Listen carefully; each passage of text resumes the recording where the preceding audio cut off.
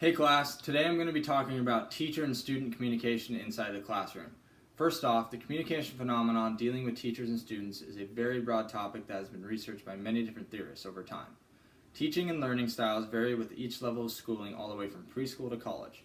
Different styles work for different age groups and each student is different. However, in reality, both want to succeed and have the best possible experience in the time that they have together. Students' main concern is getting a good grade in the class, while teachers want to relay the information that they have, the material that they have, in order for the student to be able to retain that information and put it into their own work. Being successful at teaching and learning is not at all possible unless there is solid, clear communication between both parties. I really believe that this communication phenomenon is important in today's society, especially because it's getting more and more difficult for teachers to keep the attention of their students in the classroom. Instructors are having to find new ways to make the learning environment fresh and fun for students, especially with all the new technology allowing students to basically just learn on their own. When talking about this phenomenon, there are two theories that apply to it that I think can really help give a better understanding of how it works. The first comes from Paulo Freire, a Brazilian educator and philosopher who was a leading advocate for critical pedagogy. He is most known for his book Pedagogy of the Oppressed, which is probably the most influential piece of work dealing with critical pedagogy. Pedagogy is basically the interaction between teachers, students, and the learning environment. In chapter 2 of his text, he talks about how he believes that education is suffering from narration sickness. The relationship involves the narrating subject, which in this case are the teachers, and patient listening objects, which are the students, and how the contents tend to become lifeless in the process of being narrated. The instructor's job is to educate the students with the contents of their narration, and these contents end up becoming just words that they are being retained and memorized with no true meaning. This leaves the students with nothing but a distant memory of what they have been taught or told in the process. According to Freire, this theory focuses on the words themselves rather than the true meaning behind them.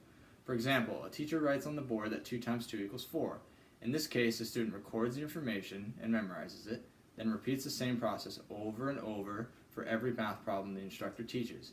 In this situation, the student is merely recording, memorizing, and repeating the problems without learning what it really means or the true significance of it. This type of narration, which is, in this case, the teacher is the narrator, leads to students becoming containers of information that have been filed or filled by the teachers. The more the students retain, the better the teacher is, and this is why this method of teaching is so widespread. The success of the narrator is on how much they can fill into the receptacles, which in this case are the students. On the flip side, the students are better when they allow themselves to be filled with all the information given to them. Within this chapter of Freire's book, he argues that education is an act of depositing, where the students are depositories and the teachers are the depositaries. This is where communication is lacking and classroom education becomes a banking system. The instructors make deposits of material and information for the students to store and memorize. When this happens, the only course of action for the students to take is to receive what the teacher is putting out and to store it, much like a bank would if you were to put money in it and store it for later. While it seems as though it is the information that is being filled away, Freire makes the argument that the real problem is that people are being filed away through the lack of creativity, transformation, and knowledge. He calls the system misguided, and that people can't truly be human with the lack of knowledge. While Paulo Freire's pedagogy theory shows the critical side of education between teachers and students, there are other theories out there that compare and contrast that way of thinking. One of these theories is called uses and gratifications theory, which was introduced originally by Elihu Katz and J. Blumner in 1974. This theory emphasizes the sender and the message while saying that people use mass media for their own benefit and to satisfy their needs. It asks why people use specific forms of media in order to satisfy the specific needs that they have. This fulfillment of needs is very apparent in today's classroom setting. In the classroom, teachers sometimes use forms of media in order to teach their material. For example, a teacher may use a projector to show notes on a computer or use a YouTube video to show an example. This use of media fulfills the instructor's need of teaching material to the student and making sure that their points are proven. Teachers use various forms of media, however, most utilize the use of the internet in order to show examples of what they may be teaching. Students are even more likely to use media to fulfill their needs. In higher levels of education, the internet is very useful in researching information that could help with a homework assignment or to aid in finding a topic to write a paper on. In the uses and gratifications theory, the idea is that audiences, which in this case are the students, are active and not passive as they would be under the qualifications of the pedagogy theory. This means that they try to make sense of the information being given to them, and students will then try to make a choice depending on their needs and motives.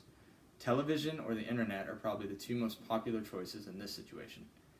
Katz and Blumner are bought into the fact that the audience takes messages actively and try to make sense of them instead of just being a storage for information. This approach makes the relationship between the teacher and the material they are trying to teach much more clear and shows how gratifications and motives drive the actions people take in relation to media. Katz's research led to finding 5 different types of needs that motivate people to seek out media. They include cognitive, affective, personal integrative, social integrative, and tension release. The most important one when dealing with classroom relationships between teachers and students would be cognitive needs, which deals with acquiring information and trying to make sense of it while gaining a better understanding in the process. Students use media to help them gain knowledge and skills in certain areas, making school a whole lot easier if they utilize it effectively.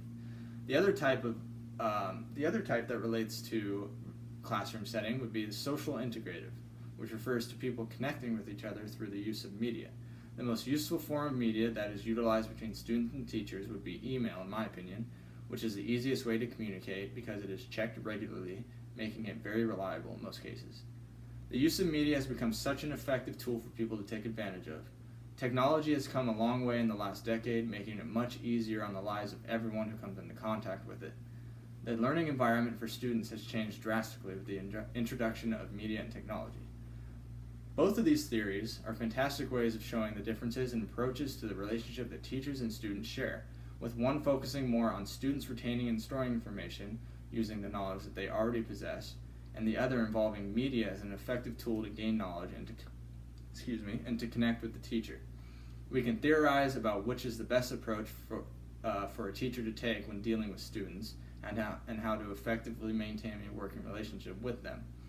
This all depends on the level of education and the age of the students that are working with.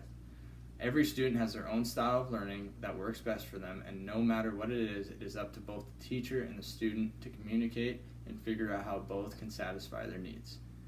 That is the end of my speech. Thank you for listening. I hope you guys learned something. Until next time.